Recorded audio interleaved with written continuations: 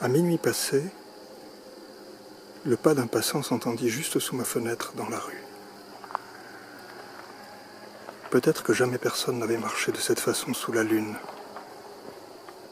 Peut-être qu'on n'avait jamais entendu comme moi un tel pas. C'était le premier homme à venir au monde. Et c'était le dernier homme à s'en aller du monde.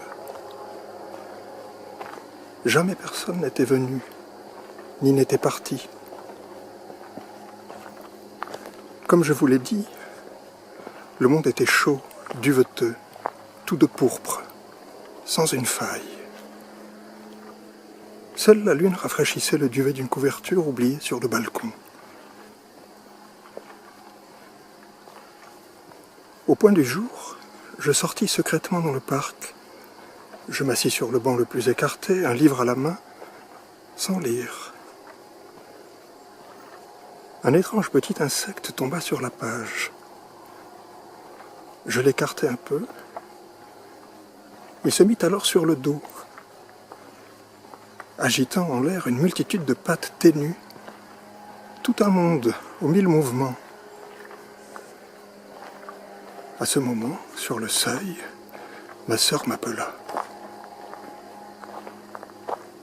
Dans la voix qui nous sollicite, il y a toujours, vous avez dû le remarquer, un insecte sur le dos, qui se remet brusquement sur ses pattes et disparaît. Après lui, il reste comme un doute en nous. Laquelle était sa vraie place, ou la nôtre?